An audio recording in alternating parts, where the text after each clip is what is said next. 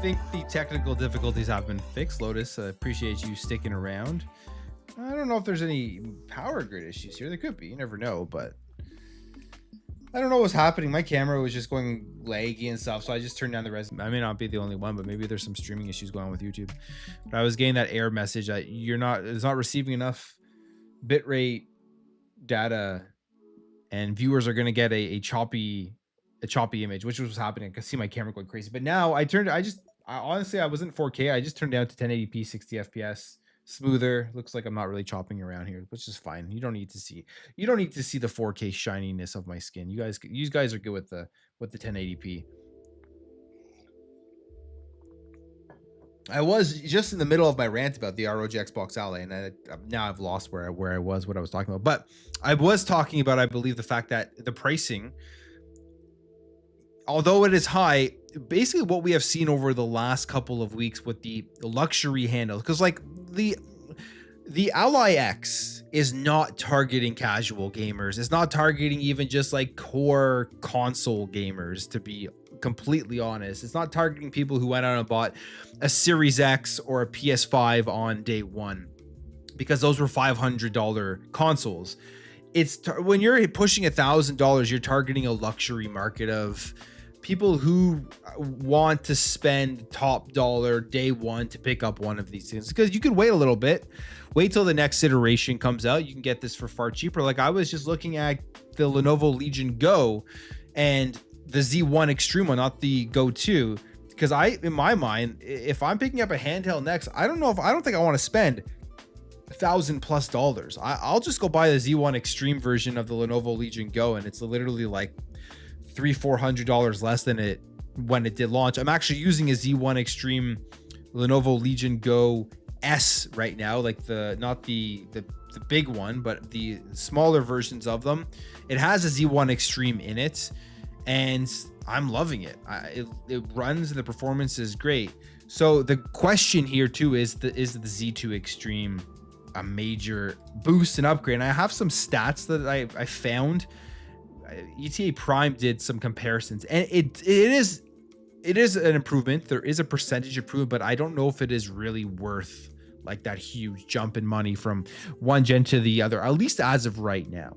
But people want these things right now. They are selling out, whether we think it's too expensive or not, or we think it's not in our price range. Like I said before the stream died, I do think that the Xbox Ally X is the price of it. When you look at the market and where these handhelds are being priced at, with the specs that it does have, it's not outrageous. In fact, it is actually in line, and it's actually it is cheaper than the Lenovo Legion Go 2. If you don't want an 8.8 inch screen, you don't want an OLED display, then you're saving a couple hundred here with picking up this one, if you're just looking for the top end chip in a PC gaming handheld, which will be the Z2 Extreme as of right now.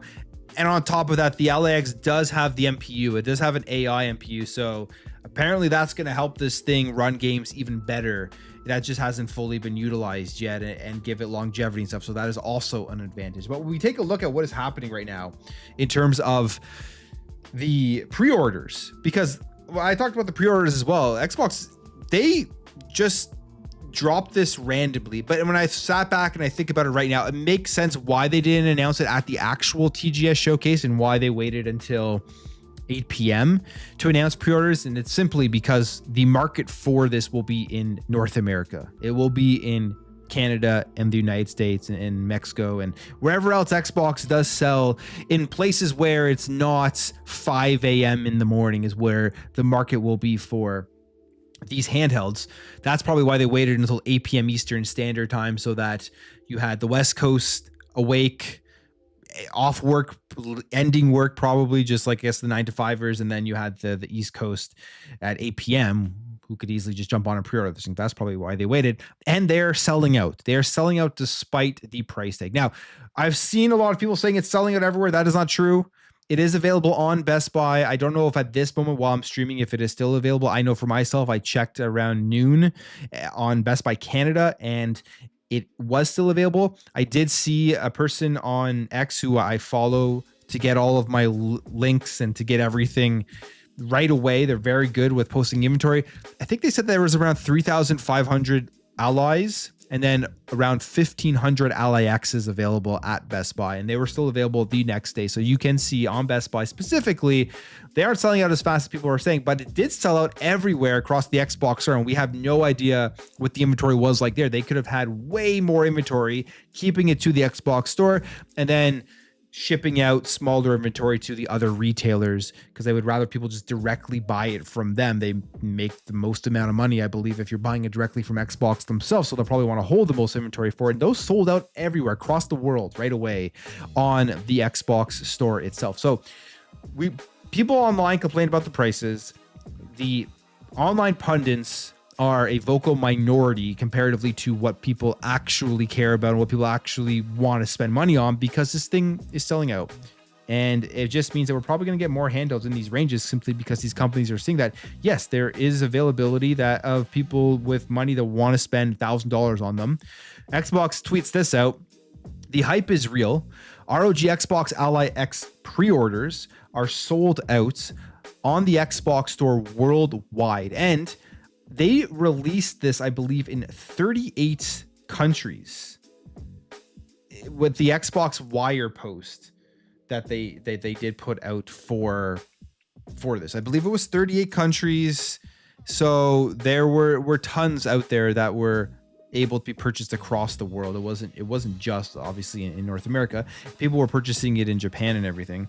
I'm just going to look up the Xbox Wire post here because that was a pretty big launch overall in terms of the amount of people that could access it. They say here that players can pre-order their handhelds today in Australia, Belgium, Canada, Czech Republic, Denmark, Finland, France, Germany, Hong Kong, Ireland, Italy, Japan, Mexico, the Netherlands, New Zealand, Norway, Poland, Portugal, Republic of Korea, Romania, Saudi Arabia, Singapore, Spain, Sweden, Taiwan, Turkey, United Arab Emirates, United Kingdom, United States, and Vietnam.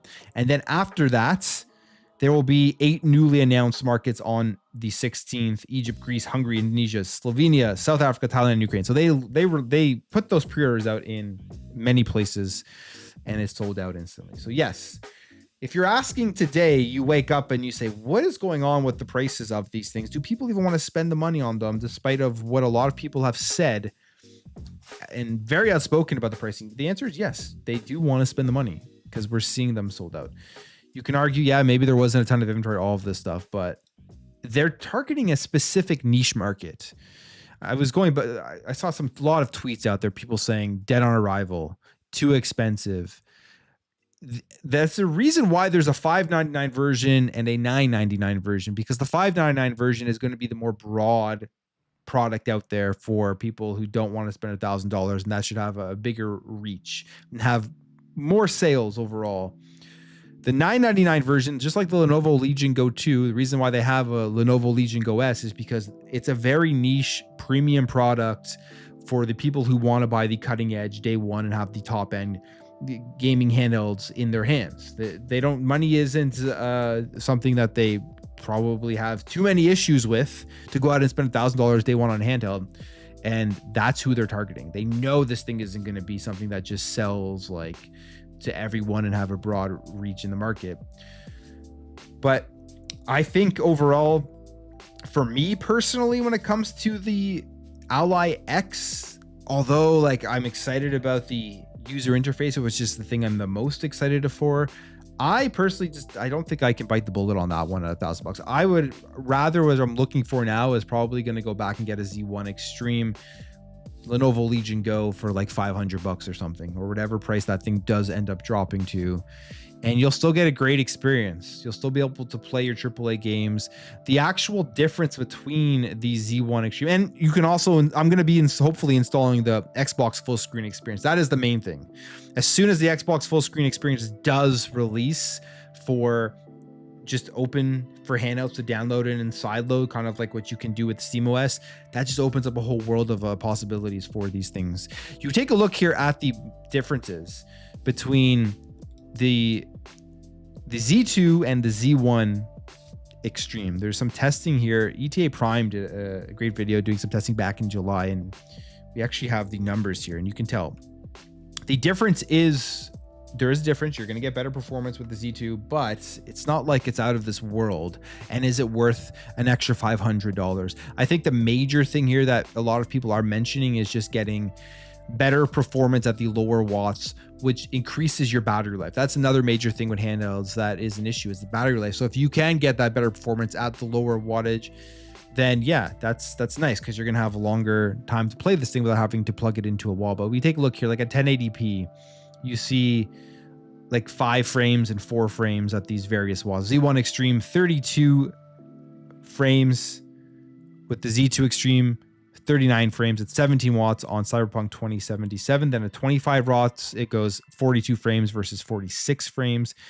You can go up here to other games that are testing, like Forza Horizon 5.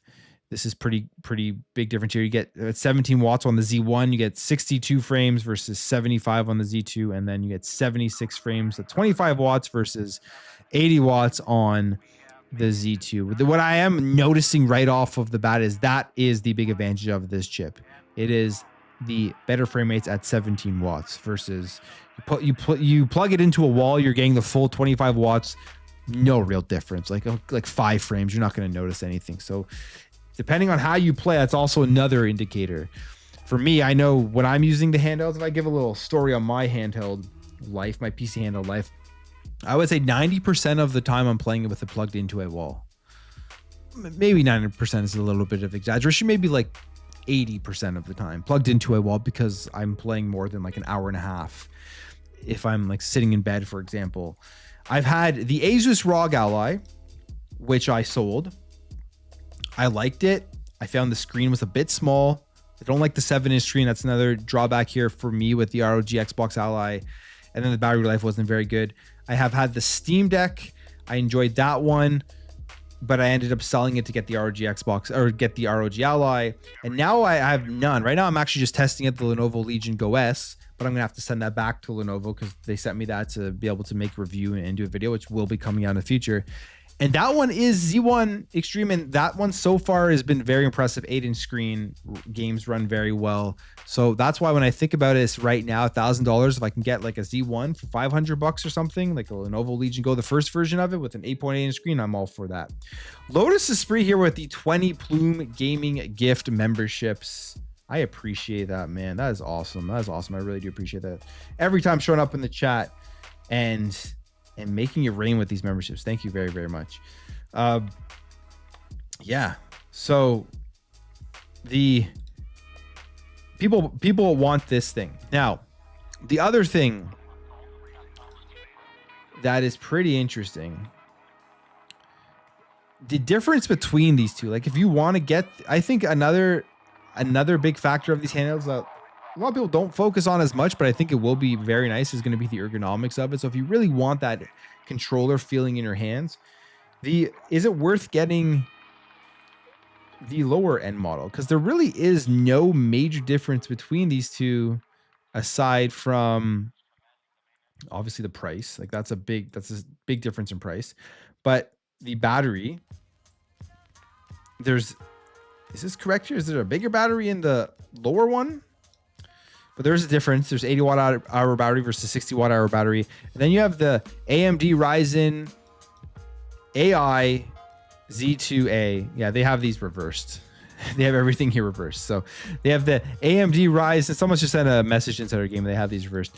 AMD Ryzen Z2A processor in the ROG Xbox Ally versus the Z2 Extreme. And I believe the Z1 Extreme is way better than the Z2A processor. That's another reason why, if you're looking, you may just want to look at a Z1E instead of getting the Z2A processor in it. And then there's also the difference in RAM, 16 gigabytes versus 24 gigabytes. And I believe there's an extra port that gets upgraded here on the ROG Xbox Ally X that's not on the regular Ally. And then you have 512 gigabytes versus 1 terabyte, but you can obviously expand that out as well. And you do have the smaller battery, the 60 watt hour versus the 80 watt hour, but you also have a chip that's not going to pull as much from the battery, which is why you do have that smaller battery out there. But $599, will that one be worth it? To me, it all comes down to the types of games that you do end up playing. I know for me specifically, when I play handhelds, PC gaming handhelds, I am playing specific styles of games. As these things do get more powerful and the battery life does get better, I will play more intensive games. I just don't like having like 2 hours of battery or an hour and a half of battery life and then it dying. Freebear, the price was less than I expected since Asus was involved. Asus is known for being expensive. Xbox didn't price this, in my opinion, because this is an Asus retail product. Potentially, I'm sure they collaborated on the price. But for me, like, if you take a look at like the pricing comparatively to other Z2 Extreme handhelds out there, it is in line. Even look it up here. I believe the other one is okay. We actually have it right here, so I can just pull up Google AI overviews. Literally take care of everything so easily. But it's right in there. Like, we take a look at everything here.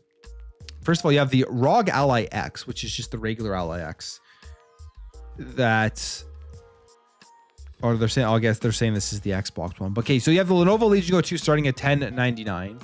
So it's cheaper than that. You have the MSI Claw A8, estimated to be around $1099. And then you have the ROG Xbox Ally at $99. Okay, I guess AI didn't do as great of a job as I did expect. But it is right in there. Like, it's right in that price range for all of the other Z2E handhelds on the market. So it's not outrageous. It's outrageous when you look at it from like opticals, like, oh, $1,000. But compared, I think they just priced it in the market as to where the other ones were being priced at. I don't think at the end of the day, they're a business. They're not going to come out here and give you the Z2E give you the Ally X for $800 or for $700 when they're already seeing that people are buying these at $1,000. So why would they come out with like $300 or $200 under that? And knowing that people will buy it if they price it at $1,000. It's a business. They're not going to just ignore the market and what the market is reacting to this stuff. Definitely getting the white one for sure. I don't need the super power one because I got a powerful PC. That's fair. Yeah, that's fair. That's another thing. Like, I never thought about that too much about the white one. My eyes were always on the X, but yeah, I'm not sure if I want. For me, if I'm spending like $500-600, I'll just go get one with a bigger screen and then install the Xbox full screen experience. I may buy buy it, unbox it, and return it. Who knows? That could be another thing that I do just to feel what it's like in my hands. But that had a lot of people talking.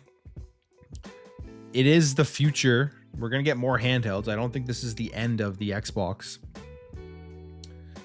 handhelds that are coming out. I think we will get other ones from other manufacturers, and in fact, we'll probably get upgrades of these every time there's an upgrade with the chips that are on these handhelds. So when the Z3 Extreme comes out, we'll probably get an Xbox One with that. I think this is where they're going, where we're gonna get tons of different products, PCs, Xbox branded, full screen experience products. It'll be super cool if they just release the full screen experience that you could just buy like a mini PC or something and install it on there and have your own console right on your TV with being able to customize exactly what you want in that box. That is the future, and that's something that Xbox needs to do.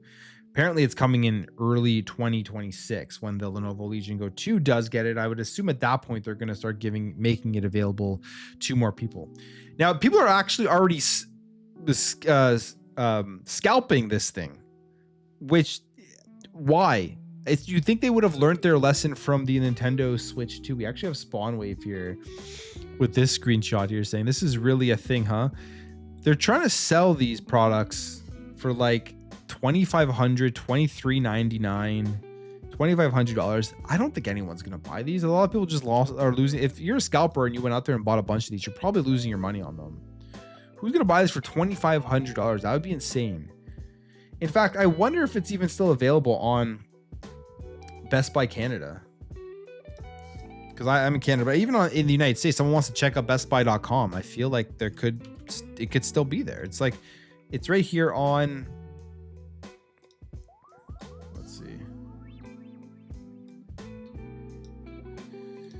Let's see if it's still available. It looks like you can still pre-order it here on Best Buy Canada. So if I'm right here on the screen, you can still pre-order this thing. If I click pre-order, it'll take me through and I'll be able to add this in. This will be grayed out if it is not available. And that's how much this thing is in Canada, by the way, $12.99, which is even crazier. So yeah, it's still available. This is not sold out on Best Buy, but it is sold out all over the Xbox store. And again, we don't know what the inventory allocations were across each one of those places. People are skeptical that there were big inventory. I mean, probably in the Xbox store, I was like, they probably had more there. Yeah. So now, was there anything here else about the Xbox ROG Ally that I wanted to talk about? That's the pricing. We'll see how it goes. The whole "this is an Xbox" thing is really kicking off on October 16th. I think, like, yes, we've seen Xbox market this. We know about Game Pass. We know about cloud gaming, but reality is here, the "this is an Xbox" thing, I think, really does kick off when this new handheld, this Xbox handheld comes out, this Xbox branded handheld comes out. The other step that they obviously have to take is getting your console games available on this thing, whether that's through emulation, whether that is through just whatever integration they can do. We know they have a team working on it, giving you access to your full library. I have a feeling, which would be odd. It would be kind of interesting to see them do this, simply because the Xbox console user interface, I feel like, is pretty good. Yeah, there's some issues, like it's not perfect, but it is pretty good. I like it. I think it runs smoothly. I think it runs well, and they've continuously updated it. But I have a feeling we may at some point just end up seeing this Xbox full screen experience on Xbox consoles once they get that console integration. I think that's probably the step that they are working towards, because if they want everything to be the same, they want everything's an Xbox and everyone to be on Xbox, you have to have the same look and feel across every single device. So I have a feeling that that is kind of what they are going for. When will that be? Who knows? Maybe next gen, but I don't think it would happen until you can actually access all of your current Xbox console games on a PC or on a handheld. And then obviously on the console, you'll still be able to download them, of course, but I wouldn't be shocked if that's kind of the direction that they're leaning towards. And then at some point we just get a complete overhaul of the UI that looks more like the full screen experience. And then everywhere you're playing, you're just jumping from place to place. Right now, if you actually go into the Xbox PC app and you go into compact mode, you basically can experience like the scroll bar that pops out, where you can go from like your friends to your games as you're switching between all that stuff. You can already pretty much basically experience that itself. Okay, so the next thing I do want to talk about, because we've seen a lot of discussion about this, and I don't know why this is a shocker to a lot of people, but it is for some reason, and maybe it's just the online world that's a shocker to them, but it has to do with the consoles, the actual Xbox console itself, and them not selling it at Costco anymore. I won't be surprised. Now, this may piss people off, but I won't be surprised if they start pulling Xbox consoles from a lot of other retailers. They just don't want to deal with the rising prices. They don't want to deal with the uncertainty of the market, whether you think tariffs have an effect or not. Tariffs obviously have had an effect on the electronics market, because tariffs go in, the prices get affected. Yes, there's other things that play into this, but people who just completely deny the tariffs of anything, very confusing to me. They probably still want to deal with that. They don't want to deal with this fluctuations. And knowing right now that the Xbox consoles themselves don't sell as much as other products, companies, if they hold inventory, they're losing money every day that they're holding inventory. And if they're predicting here that at what is it, $650 now or something, that no one's going to buy these things, they're not going to put them on the shelves. There's no point. They don't want to lose money here. But we have this article from Inter Gaming. Costco has reportedly decided to stop selling Xbox consoles, and this is, they say here, well, I guess Destin actually reached out to Costco and he said, just called Costco about Xbox stock. I was told that they will no longer be carrying Xbox consoles. We don't have any plans going forward to carry an Xbox console, saying it was a business decision. They did say they have some great deals on Switch and PlayStation, though, which is hilarious to see. This tells me two things. Retailers don't want to deal with the changing prices. Their sales on the Xbox console are probably not good enough to justify continuously carrying these, especially as they do go up in price. And Xbox does not care at all about selling these anymore right now. They don't care about the Series X and S. They're done.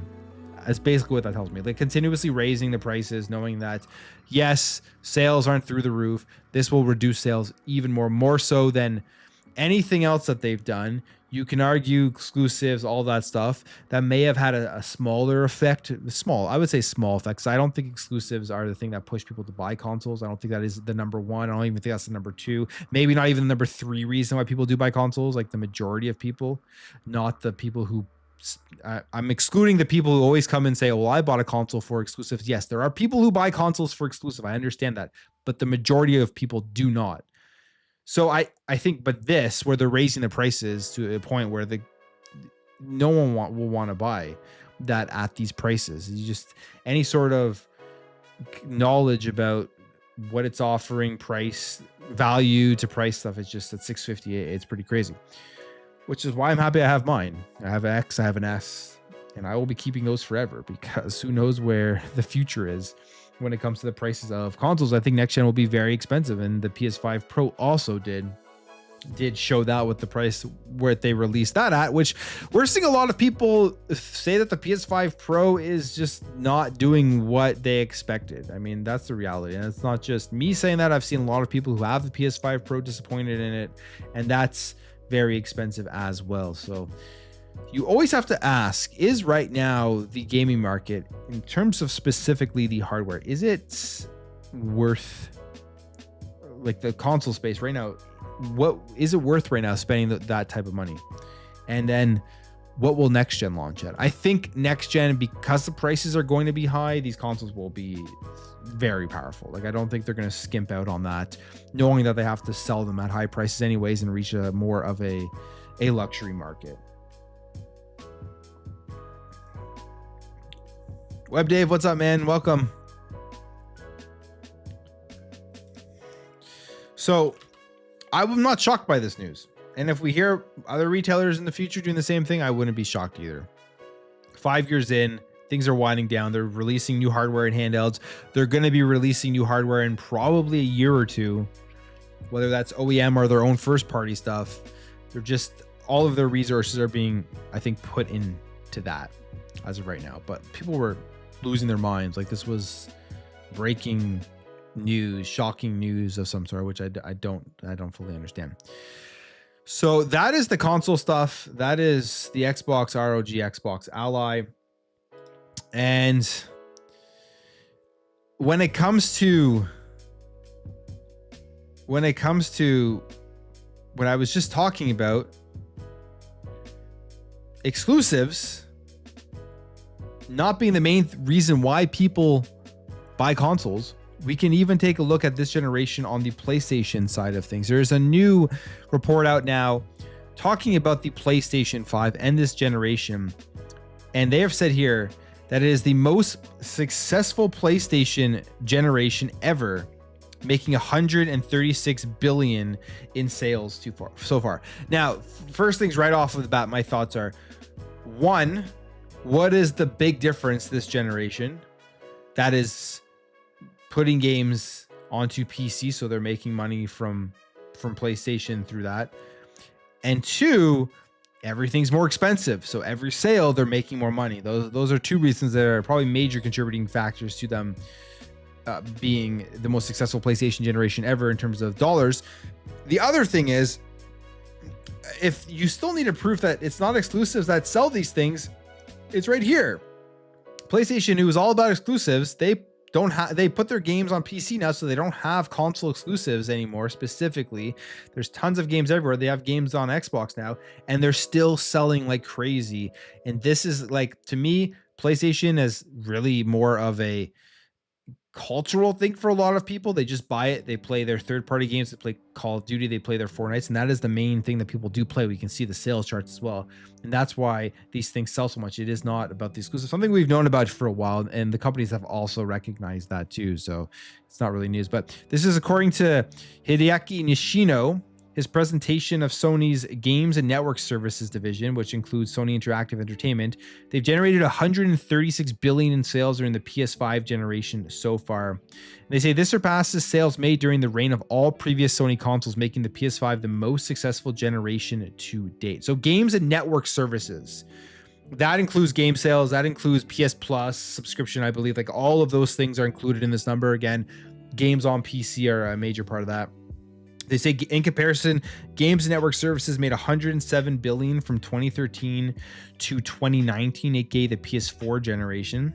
And the graph revealed that over the past 31 years since the original PS1's launch, each subsequent console generation has brought in more money than the last. For reference, we have here sales during the PS3 lifecycle were 71 billion, the PS2 44 billion, and the PS1 24 billion. So continuously has gone up from there. It's worth noting Sony clarified that the revenue figures are based on the average US dollar yen exchange rate during each console era, and accounting standards transitioned. It should be emphasized that these revenue figures encompass sales across the entire Games Network Services business during the time period in question. So that huge 136 billion in sales during the PS5 generation will include money Sony continues to make from PS4 hardware and software, something I didn't even think about. So that is true as well. So they're still including stuff from the PS4, which they're still releasing games on the PlayStation 4. And kind of reminds me of the PS2 a little bit, because I believe like the last game released on the PS2 was like in 2012 or something, maybe even 2013. So that was a console that's, how many years was that? When did that come out? In 2000? It's like a 12, 13 year console. PS4 came out in 2013. So that's right now 12. It's going to be 12, 13 year console as well. I could see that one going even longer than that. So PS4 is still going to be making money. See, although the PS5 is apparently the most successful generation, the console itself has had its price hiked up numerous times across different regions. And I swear I did not read this article before going over this. That's basically what I was saying before I started reading it. With Sony often citing the challenging economic environment among the reasons, and most recently in August, the PS5 console got a $50 price bump in the US. I wonder if there will be another price bump from the PS5. We'll see. I wouldn't be crazily shocked, but at the same time, they're more, I think, inclined to eat some of the costs than Xbox is right now at this point in the console generation. Despite the backlash that these increases have generated, it seems that the PS5 is continuing to pick up new users, and according to their most recent sales data, the PS5 consoles have sold an estimated combined total of over 80.3 million units worldwide. However, the PS4 still number this at 117.2. So they'll probably reach close to that 100 million mark. I don't think it's going to beat the PlayStation 4, but at the same time, they'll probably keep the PS5 alive for many years after the PS6 does come out to try to get more sales on it. It's similar, like they're still finding PS2 sales somehow, which is kind of funny as the Nintendo Switch does encroach on it and make it to become the best-selling console of all time. They say, we think that PlayStation is not only the hardware, not only the games, but the overall experience. And he describes PlayStation as an ecosystem that connects players and creators. Where have we heard this type of wording before?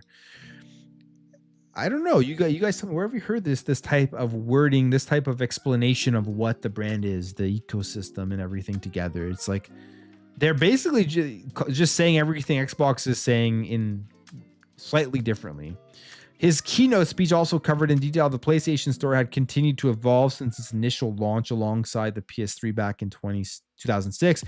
They say, with the evolution of the store, we have continued to push the limits of play. We strive to be the best place for players to play and creators to publish. So I will say this. Am I lagging here? I will say that in terms of their subscription services, PS Plus has actually gotten better.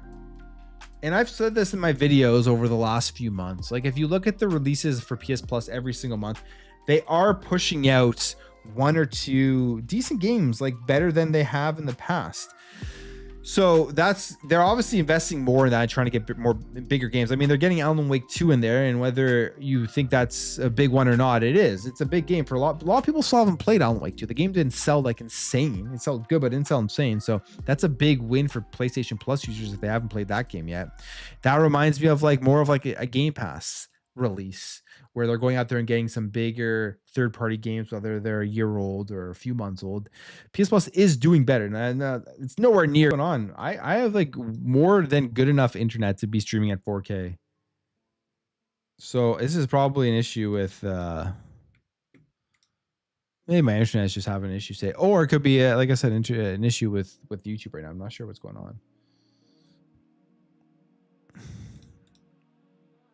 The big reason, which will push PlayStation to do more of this type of stuff, has to be their sales obviously cross-platform or cross-generation, and then sales on PC, and then of course PlayStation Plus. They made a huge overhaul of PlayStation Plus that has added a bunch of revenue for them as well. So a lot of those things are playing into account here, but it really does show it's the PlayStation business right now, because of how I would say it's definitely been lackluster over the last like 3 years. They've had like one major game released. I think next year is finally going to be a big year for PlayStation. Wolverine, Saros, maybe something else as well in terms of first party. And not sure why the expected delayed launch on PlayStation just had worked to cover up the killing, hiding, and destroying of evidence. So, but now they're buying EA. Like, just wild how this could be happening. They also say here, obviously Battlefield 6 is launching, which is going to be a massive release, and they're selling it now. And I think they're selling it now at a point where they're at a very high point now, whether you like EA or not. They are at a high point. You have Battlefield 6 coming out. Their sports games are always top sellers. Their Respawn Entertainment is continuously releasing bangers with the Jedi series. Like, they have turned it around greatly over the last number of years. So right now they're selling at a high point. They're probably looking to get the most amount of money at $50 billion. Like, they're pushing that Bethesda deal, or the ABK deal. Like, they're encroaching on that in terms of a number. Just insane. They're going to go private. You have to ask yourself, how would this change EA, the games they release, the type of stuff that they put out? Will there be anything that they don't want out anymore? Like, you never know what's going to happen here with a major deal like this. But I feel like at the same time, EA has their ways that they make a ton of money, which is things like Ultimate Team and all their microtransactions that won't change. I am worried, just similarly to like when Tencent was potentially going to be becoming a majority buyer of Ubisoft, which did not happen. They're still a minority stake. I was worried that they would be pushing more of these types of practices into these games, like the major microtransactions, pushing more mobile gaming and things like that. And I could see that also happening here. So we'll see what happens. But $50 billion deal looks like it is going to be... they're close to it. And generally when you see these reports come out where the sources are like, yes, they're close to closing this deal. We saw this with the Ubisoft and Tencent stuff, where they reports all coming out, they were in talks and they were coming close to making a deal. It does end up happening. So maybe in the next couple of weeks, who knows? But this could change the gaming industry once again, which is also showing how insane this generation has been with the amount of changes. I don't think there has been another generation that we've ever had where this amount of change has happened, this amount of major acquisitions have occurred that completely changes the landscape. And this is another big one here. So we'll see what happens with that. And Lotus Esprit, absolutely nuts. Already gave 20 memberships. Now is giving 50 Plume Gaming memberships. Just mind-blowing. I appreciate that, Lotus. My members are going to be massive now. I don't know how many members I have by now, but it may be close to 100. So crazy. Thank you, Lotus Esprit. I appreciate that so much for watching, always showing up to the stream. Even when I just randomly go live, you show up. So I do appreciate that. It's awesome. 50 new members here for Plume Gaming. Right now, it's only $1. So if you're going to get in, now is the time to get in. $1 to help support the channel, help support the daily gaming videos that I do put up and everything. So I appreciate that, Lotus. I don't know what to say other than, wow, craziness, just nuts. On that note, unfortunately, I think I may have to end the stream. I've kind of talked about everything I